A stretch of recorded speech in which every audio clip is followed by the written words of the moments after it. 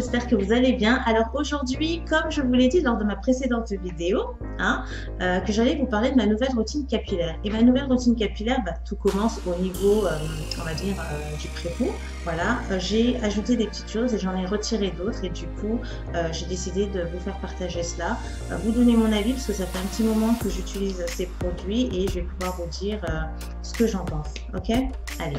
Vous savez, avant chaque shampoing, moi je fais un bain d'huile. Du coup, cette année, j'ai changé de trois petites choses. Par exemple, je n'utilise plus d'huile de coco dans mon bain d'huile. Je pense que mes cheveux se sont habitués. Du coup, je n'ai plus vraiment de surprise lorsque je l'utilise. Et j'ai décidé de changer d'huile. Je me suis lancée sur l'huile d'ail que voici. Voilà.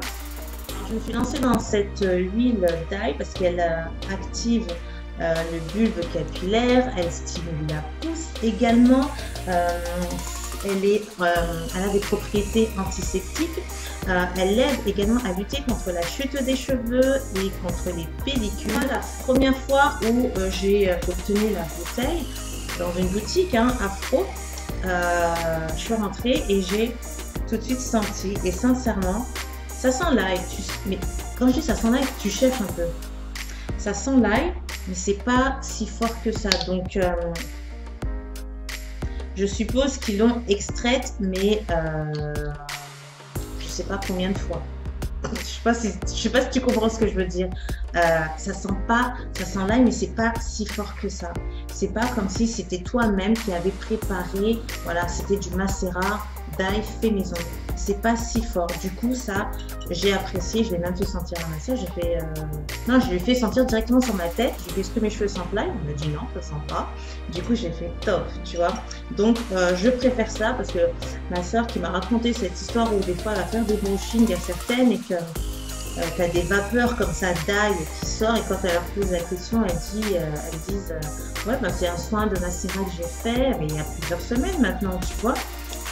L'ail, c'est tellement tenace que même plusieurs semaines après, tu t'es lavé les cheveux, je sais pas combien de fois, il y a toujours un petit quelque chose. Donc ça me faisait vraiment très très peur. Voilà, tu passes et tu sens l'ail comme ça. Non. Du coup, ça, je trouve que c'est la bonne alternative des soins maintenant à base d'huile d'ail. Ensuite, je viens y ajouter la fameuse, on connaît toute l'huile de ricin. Voilà, elle aide à la pousse, elle fortifie également et puis elle gaine le cheveu. Elle a des tonnes de bonnes propriétés et ça, c'est une huile que j'utilise depuis maintenant jadis, quoi. Ça fait un moment. Quand il y en a plus, je rachète encore.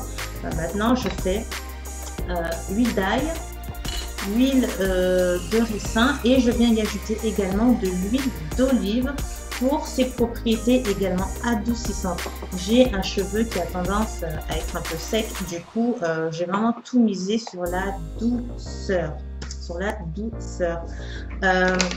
En ce qui concerne la douceur, je suis passée prendre également de la poudre de Rassoul. Alors cette poudre là, c'est vraiment quelque chose qu'on entend depuis maintenant plusieurs années, comme quoi ça réactive les boucles pour les curly girls, tu vois, ou les filles afro, cheveux crépus, ça réactive de toute façon leurs jolies ondulations, boucles et tout.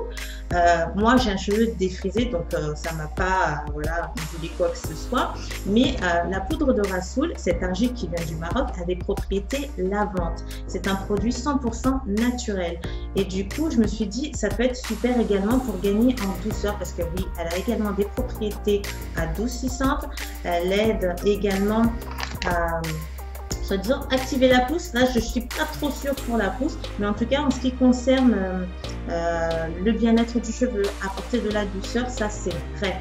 La première fois que j'ai testé la poudre de Rassoul, je suis tombée par terre, si je puis dire. Je l'ai appliquée avec juste un peu d'eau tiède. J'ai fait une espèce de mélasse, vous savez, un petit peu comme quand on prépare le henné pour les cheveux. Donc voilà, j'ai fait ça, j'ai appliqué sur mes cheveux, j'ai laissé poser et ensuite je suis partie à la salle de bain me les rincer et vraiment j'étais mais surprise. J'avais un cheveu doux. Alors je sais pas pour celles qui ont déjà fait peut-être des bains de boue, des bains d'argile, c'était exactement ça.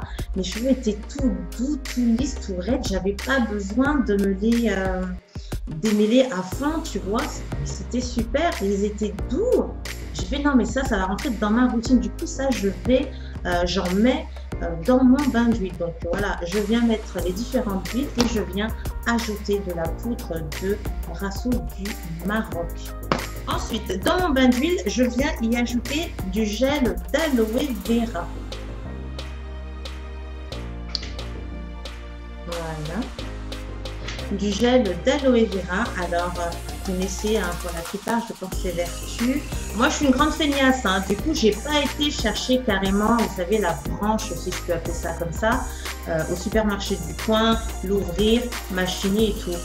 Cette petite bouteille m'a pas coûté très cher, mais peut-être de 5 €, quelque chose comme ça. C'est bio également, 100% naturel, du gel d'aloe vera. Qu'on peut inclure dans nos soins capillaires ou pour le visage.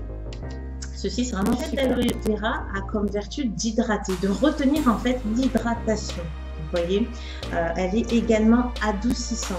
Elle aide également à lutter contre les soucis de démangeaison sur le cuir chevelu. Ça, c'est vraiment super.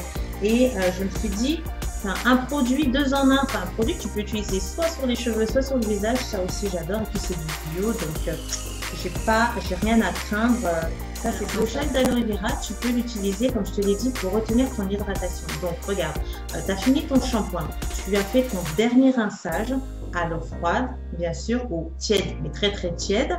Voilà, tu sors, tu prends la serviette, tu tapotes légèrement et ensuite tu viens mettre de l'aloe vera sur tous tes cheveux humides et je peux t'assurer que ça va conserver ton hydratation, un max en tout cas dans tes cheveux avant de passer ensuite à ta crème et ensuite à l'huile pour sceller le tout.